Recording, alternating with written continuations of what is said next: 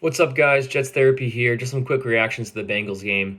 I mean, when it comes down to it, we just didn't play complimentary football. And from an offensive perspective, the two things that I thought needed to happen in this game for us to have a chance to win was the offensive line protecting Flacco and the defensive line getting after Burrow. And neither of those things happened.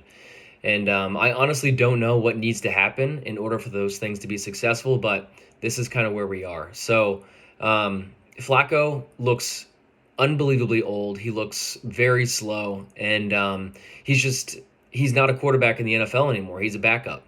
And when you have a quarterback that can't even pick up maybe 5 yards with his legs, it's going to be very difficult to move the ball on offense. And not only is he not picking up yards with his legs when the play breaks down, he's missing guys. So he's a complete backup. I mean, Mike White at this point, if he were to be put in, I don't know what was preventing Saleh from just putting White in the second half.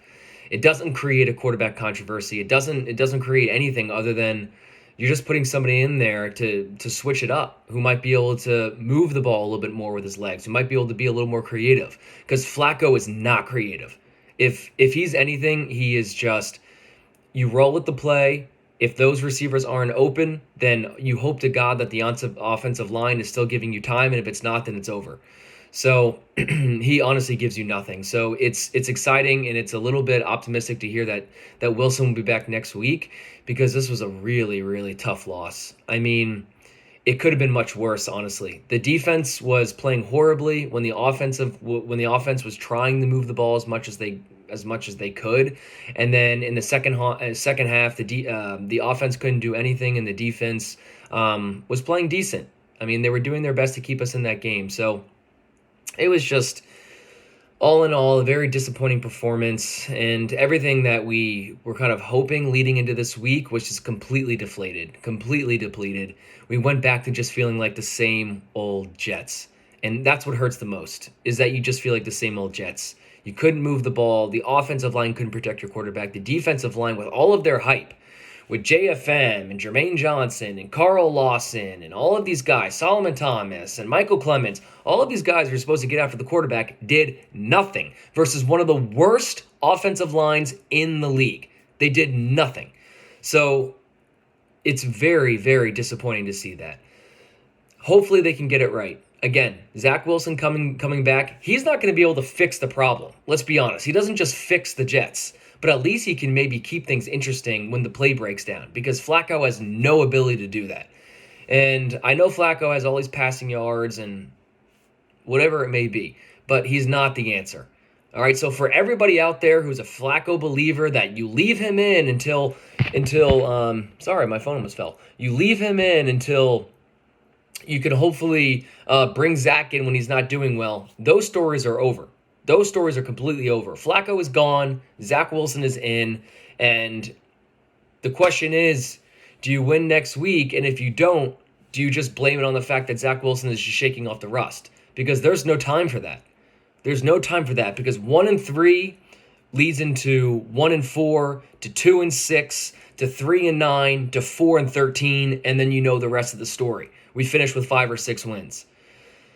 And with everything we did in the offseason, this would be really, really disappointing, because this is not on Joe Douglas.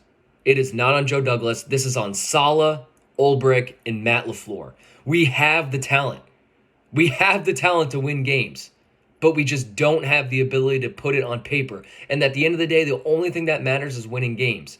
And if there's one thing I know about the Steelers and Mike Tomlin, is he knows how to win games. It doesn't matter what he has in front of him. It doesn't matter what playmakers he has in front of him. He has the ability to win games. And right now, it doesn't matter what the Jets have. They have the ability to lose games. Doesn't matter how much talent. You could give them Tyreek Hill, Derrick Henry, and Patrick Mahomes, and I still will go into games saying, I don't know. So right now, it's just put up or shut up. We're in a bad place. We're in a bad place again, but it's not time to click the panic button as much as it probably seems like I'm doing right now. We're 1-2. You win next week, you're 2-2, and you're feeling confident about Zach Wilson. So Jet fans, stay with us, man. Stay with us. We're going to be okay. We win next week. Zach Wilson comes back, and hopefully you get Elijah Moore more involved, because I just didn't feel like we were utilizing him to his strengths. We're throwing jump balls down the sideline to a 5'10" receiver. Dude, that is a guy that you hit, across the middle. That's a guy that you hit on a short pass. That's a guy you hit when he's going out of bounds. The things that he's been successful at up until this point. And Corey Davis is obviously not that number one receiver.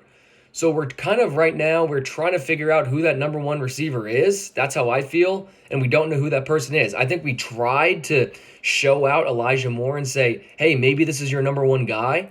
And he didn't do that. He didn't show you that he's going to be your number one guy. So I'm looking forward to next week. As always, it hurts right now. I'm sure by Wednesday I'm going to be more optimistic about the next week. But until that time, man, we wait and we see. I love y'all. Gets therapy.